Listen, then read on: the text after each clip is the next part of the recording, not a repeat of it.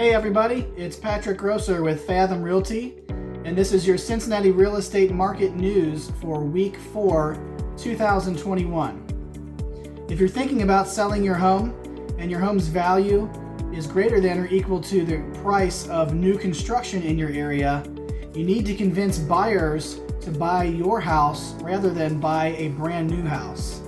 At the end of this video, I'm going to show you exactly how to do that. And if you're thinking about buying a home right now, you might find yourself in a multiple offer situation, and you can imagine how you'd be feeling in that situation. I want to win the bid, but I don't want to overpay. And is that even possible? Can I win the bid but not overpay?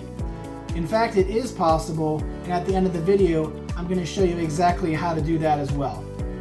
Whether you're buying or selling in this market, you need to understand the market and how it affects you. So let's go ahead and look at the numbers. Compared to this week last year, new listings are down 3%. That's a smaller decrease than we've seen in recent weeks. So if that trend continues, that's a good sign for increasing inventory. Closings are up over 16% versus this week last year, which is good news for everybody with more activity in the market compared to last year. Average sale price, again, good news for sellers. It's up over 18% versus this week last year. That's a huge increase, and week to week we're continuing to see that number grow. So again, that's great news for sellers. It's a challenge for buyers, but as I've said in recent weeks, the historically low mortgage interest rates are helping buyers to keep the monthly payments for these higher priced homes in check and help them to fit their budget.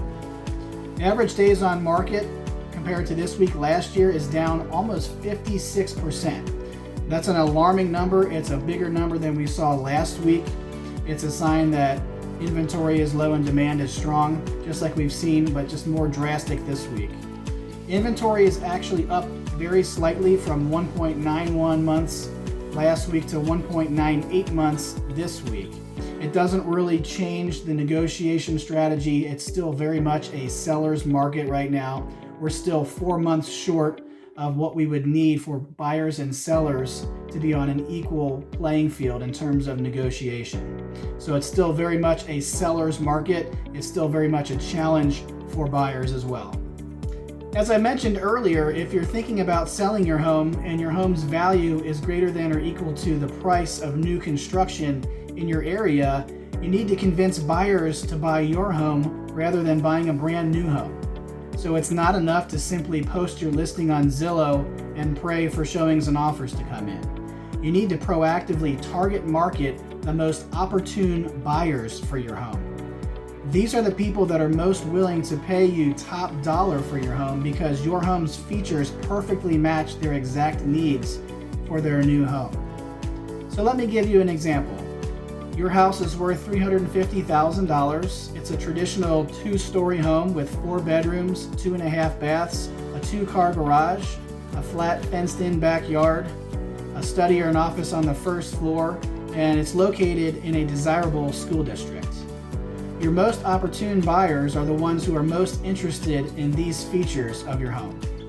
So you need to target market, first of all, the people that can afford your home.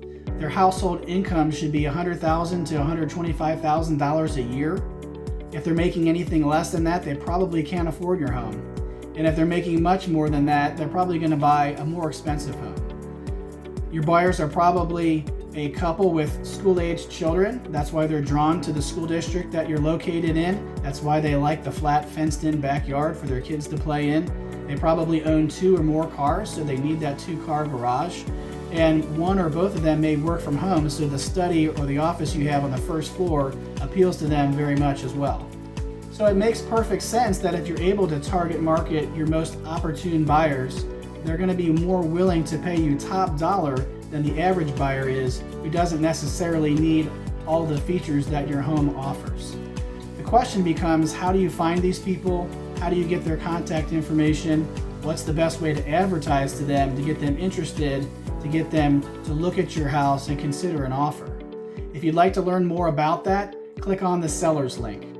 I promise there's nothing being sold there. You're not going to get a bunch of phone calls, but what it's going to do is prompt you to answer a few qualifying questions so I have enough information so that I can help you to determine your target market who the most opportune buyers are for your home. And if you're interested in discussing it further, I can help walk you through the process, what that looks like, whether you work with an agent or whether you're doing that on your own, how you can target market your most opportune buyers so that you can sell for top dollar.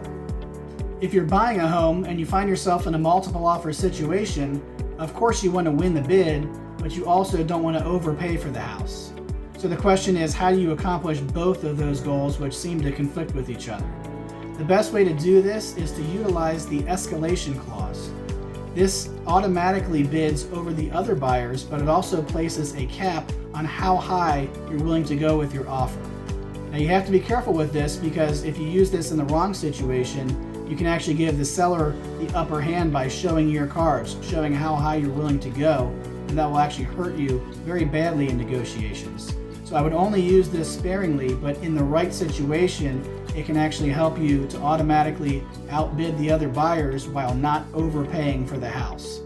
If you'd like to learn more about how this works and in what situations you should utilize the escalation clause, click the buyer's link. Again, there's nothing being sold there. You're not going to get a bunch of phone calls. It's just going to ask you a few qualifying questions to make sure that I can actually help you in your situation, and I can walk you through, if you're interested in discussing more, the process of how to win in a multiple offer situation with the escalation clause. As always, I hope this information has been helpful to you guys. If you're interested in more information like this, go ahead and click like on this post, like the page. You can even turn on notifications for my business page so you can make sure that you catch this information in the future. Thanks for watching, and I'll see you next time.